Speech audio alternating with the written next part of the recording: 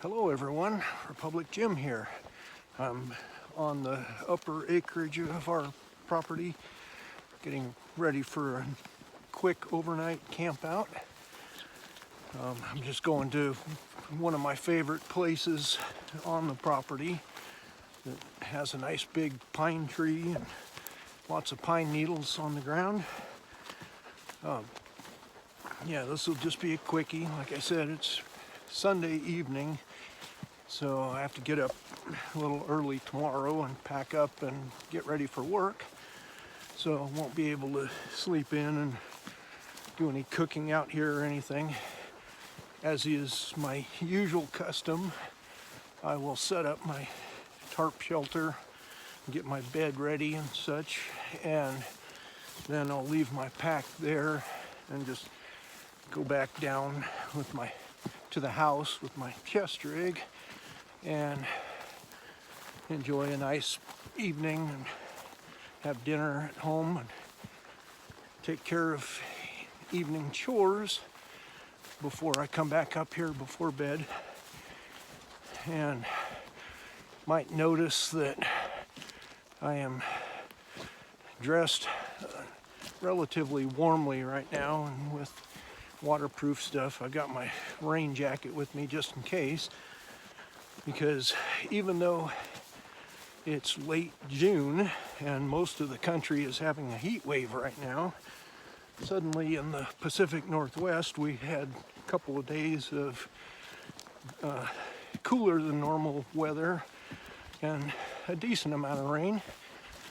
A little earlier today we had a good thunderstorm, and the forecast last I saw was saying tonight overnight low of around 42 or 43 and pretty good chance of more thunderstorms, so could be interesting. I definitely want to make sure that I'm comfortable, and one of the things that I wanted to test out on this overnight is a sleeping pad that I've only used once. I did that in my four-season tent camp out, but I had it sitting on a little folding cot. So I haven't actually tried it on the ground. And here I am. If I can, there we are. That's the big pine tree, and then there's various other trees around here in this little grove. So it really is a pretty sheltered area. Even when it rains hard, you don't tend to really get too much coming through the trees. And I spent one night here several years ago where we had extremely strong winds, but we're down in sort of a sheltered area here, and the trees around me never really swayed much at all when the wind was howling, so I'm pretty confident in staying here. I guess if the wind hit from just the wrong direction, it could cause a little problem, but for the most part, all of our prevailing winds come from either the north or the west. I mean, when we have storms anyway, we frequently have south winds, which is back behind me right now, but those don't tend to be as strong, and there's a lot of trees back behind me that way. And then to the west of me, there's a little ridge that is just tall enough that completely blocks any wind. And north of me is a bunch more trees. The only area that's really even somewhat open is to the east, and we almost never get strong winds from that way. So anyway, I'm going to have to set the camera down and start working at getting stuff set up. I've got a bunch of branches and things I need to move on the ground because it's been a while since I've slept here. But yeah, I'm going to stop talking for the moment and get busy with setting up a real basic primitive campsite. Okay, I have my basic shelter set up.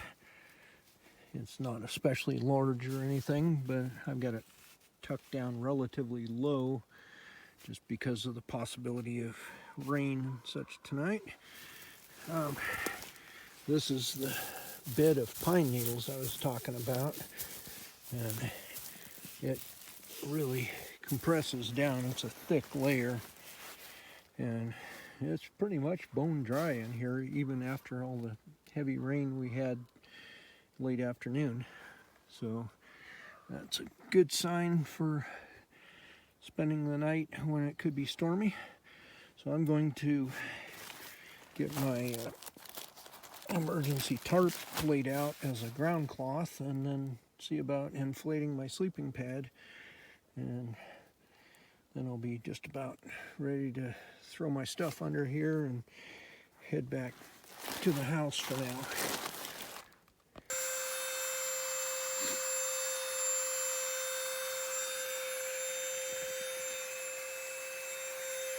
Well, it's not quite as fast as what they claim, but it does the job. It fills it up and it gets pretty firm and comfortable. So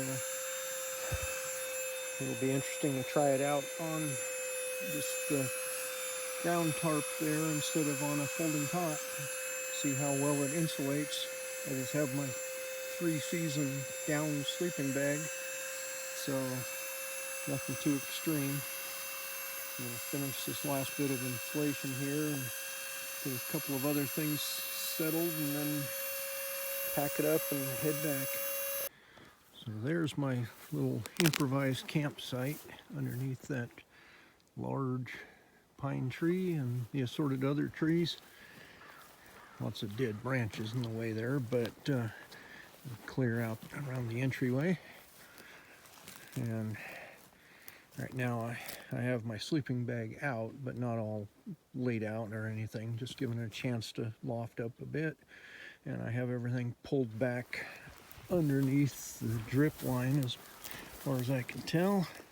So even if we get a good downpour, unless the wind is really blowing from the north, I shouldn't get any water coming in there.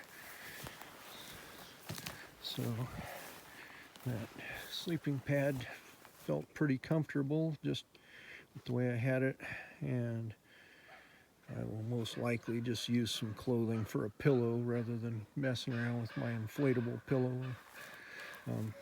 So yeah, that's about it for now. I'm going to head back that way and make my way over to the trail back down, and I'll be back up here later, well after dark. All right, so coming back up here, it's almost midnight. Really got delayed watching a movie and getting up here a little later than what I expected. But one thing that I think is beneficial for coming in here at night is I do have the advantage of this being my own property and being relatively familiar with it, but even so, everything looks completely different at night. So it's very easy to get disoriented. It's good practice.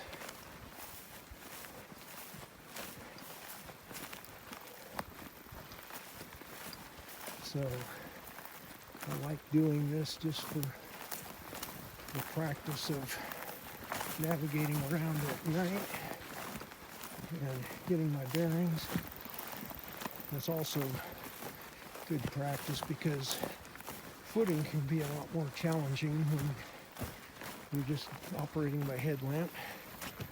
You know, people take it for granted that they can see all around them and see where they're walking, but it takes a little more careful movement to get around.